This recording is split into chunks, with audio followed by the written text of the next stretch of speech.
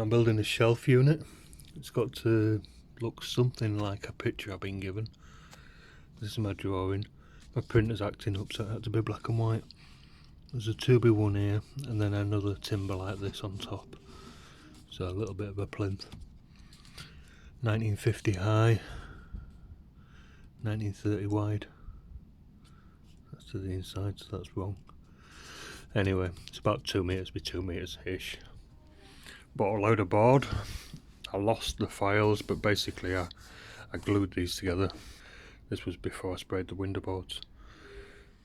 But what I'm going to do now is just run them through the planer. These were just boards. I didn't clean up the edges or anything, didn't square the edges up. So I'll find something straight. I'll do for the moment. You see there's a slight crown.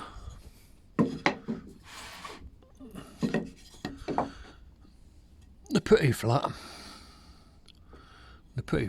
Not all of them. But what I'll do is put that curve so that it's like that. So it's not rocking as it goes through the machine, it'll sit fairly level. It'll take that crown off, then I can flip them over. But it's just a case of running them through until I'm clean both sides, and they'll finish at whatever size they are. At the moment they're 1.5 inch plain timber, so they're about 32mm. They should finish about somewhere between 28 and 30mm. But I've got a lot to do, you see.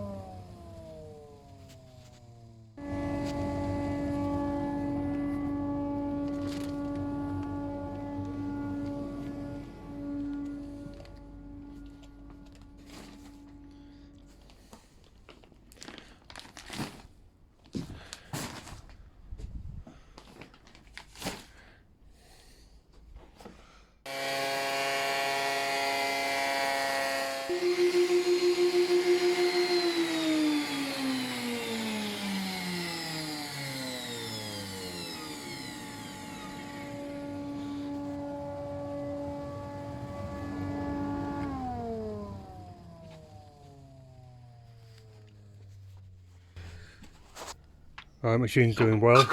It's making a very slight squeaky noise. I think it might be the bearings, but it's had a lot of use. All those are planed one side. Some are slightly twisted, but it doesn't matter, it'll all pull together. What I'll do now is pick nice boards with a clean face. They're going to be the long ones. And then all these others are going to get cut into short bits. So any bad marks or anything, I can cut them out maybe. Let's see. Like I say, machine's doing well. When I got it, shavings everywhere, so extractor is a really good idea. It handles those boards quite well. I bought a piece of flexi. This is 4-inch waste pipe. Bit of flexi on there. Blast gates, these aren't cheap. I think they're something stupid like 20 quid each or something. This flexi came with the extractor, I think. And this is a Shepak. It does well.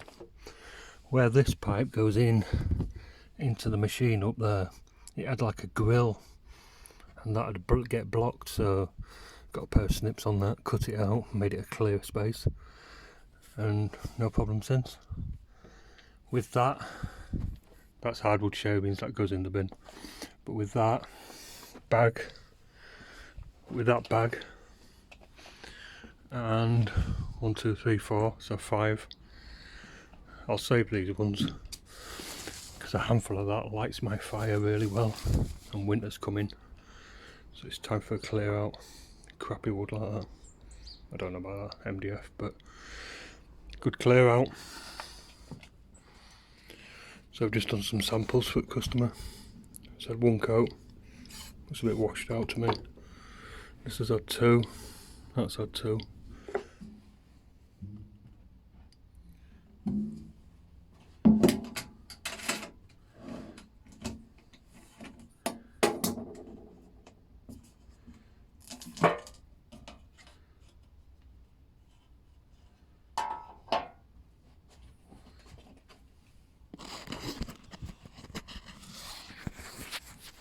Needs a shake. There'll be a matting agent in there that makes it matte. Give it a shake.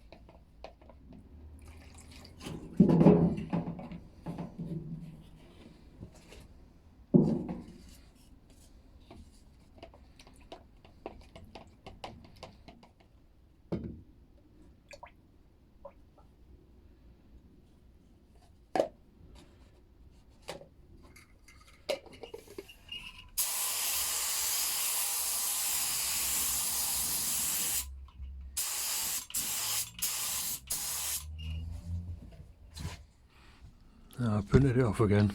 Time for a new printer. It's cheaper to get a new printer than the cartridges. That's stupid. Anyway, I'm going to start cutting these. I've selected ones that I want for the long pieces.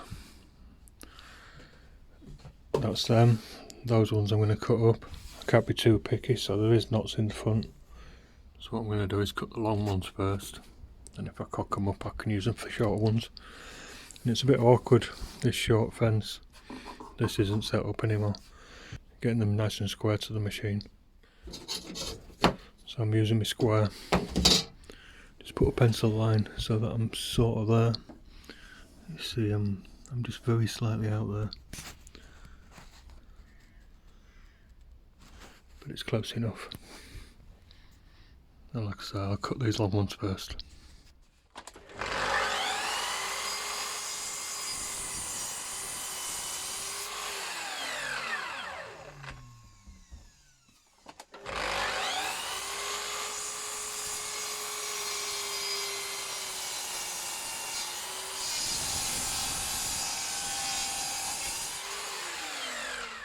Right, so I've decided this is going to be the top. It's got a chunk out there, big knot there, but the other side, as far as the others are concerned, this one's pretty clean. We're not a bad face either, so it's the front, it's the top. Right, I've only got one off cut at the moment, so I've cut it in half. So I can sit that on there, this is the top. Sit that on there. Make a pencil mark. Can measure that now.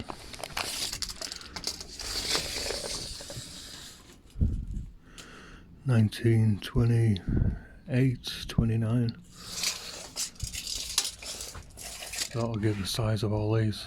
Now I've got 1930 on there, so I'm a millimetre out. But I didn't plane these to any particular thickness. I think on the drawing the 30mm. And they came out at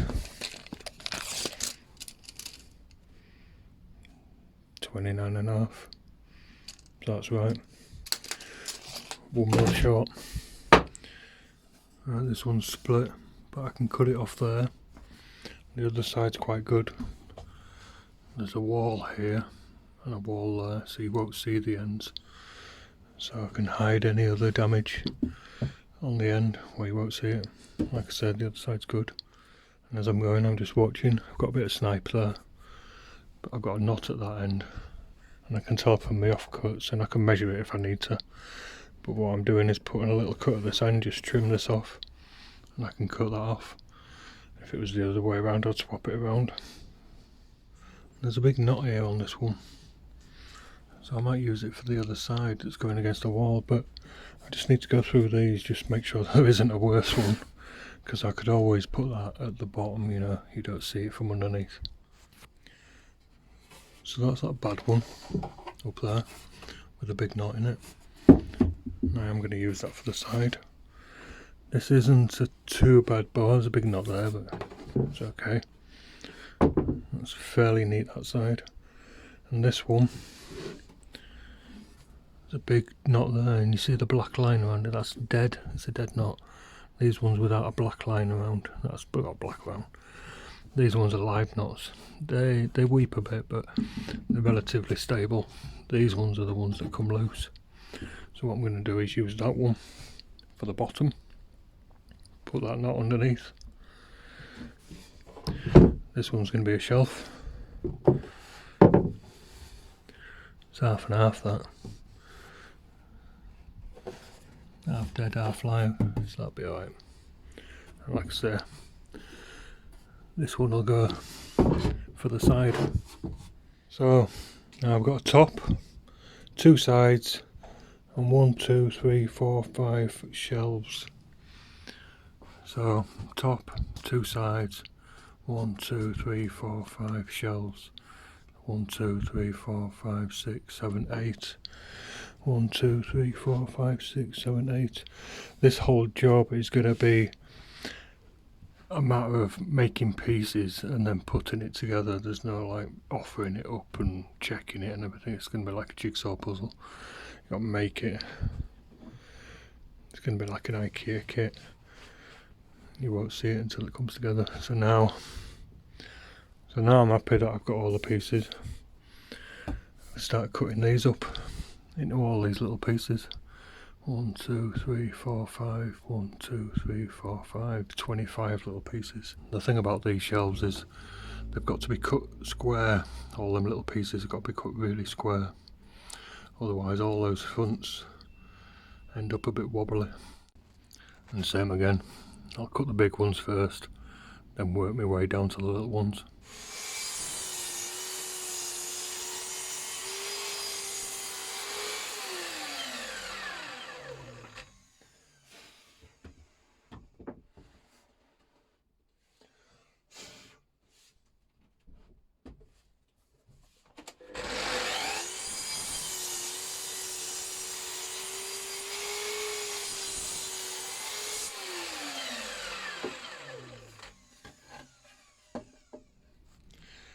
Now all I've got my pieces cut 20mm bigger than the size that I need on here. What I'm going to do is pick a good face, clean that up on the jointer, then trim it to final size. It's easier to cut a chunk off.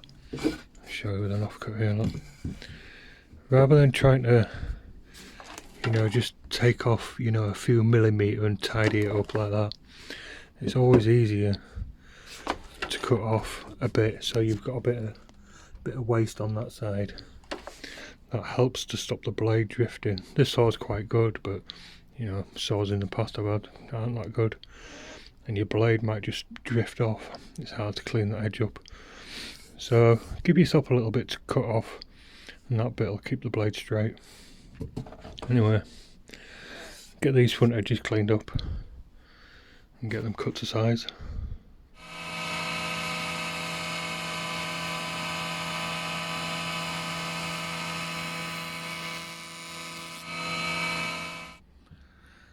So now all those got one good face. I put a line on them just to show that that's the front face. What I can do now, clean this up a bit. I'll put that front face against the fence, trim them, flip them over, put them up against the stop and cut them to length.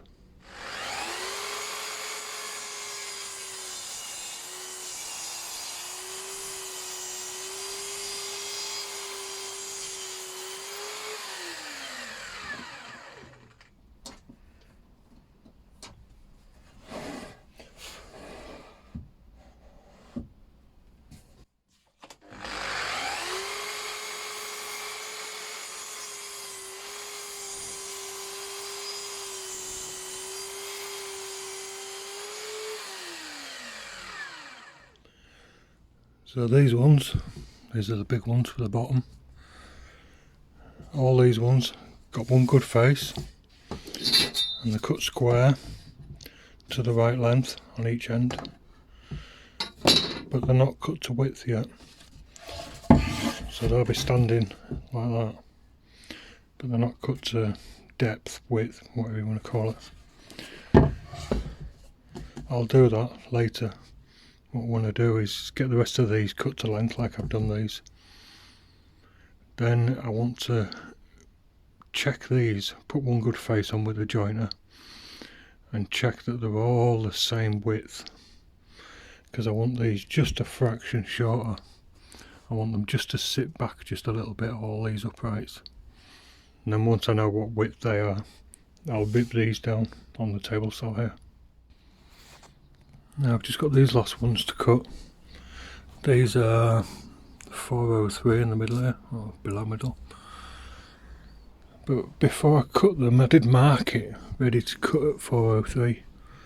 But what I thought I'd do is get one of the sides. That's the top piece. It's going to be a top sitting on there. So that one. There's a 2x1 at the bottom, giving a bit of a kickboard. Bottom piece.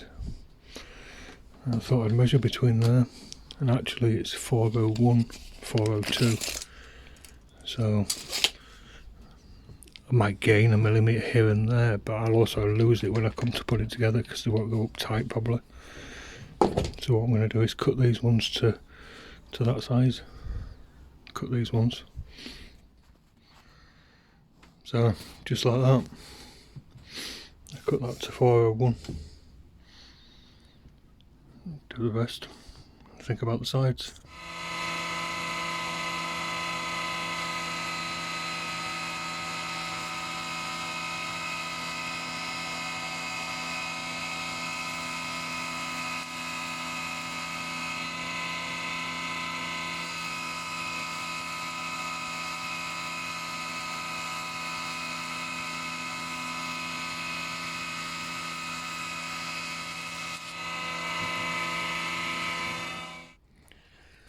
So just put one clean straight edge on there, square edge. So these pieces are now similar to those, square on both ends with one good edge. So now it's time to rip them to width. I'm going to start with the two sides and the top, get them as wide as the boards will let me. Then the shelves, all the cross ones, I'll just knock the fence in just a fraction, rip all those to that width, or whatever the smallest shelf will allow me to. Then I'll knock it in a little bit more and rip those down with the good edge against the fence on every time across, so the sawn edge will be on the back. These ones I'll show you, you don't normally put like boards that are narrower than wide over the saw, but I'm just going to be very careful because they've got a chance of doing that, getting caught in the blade.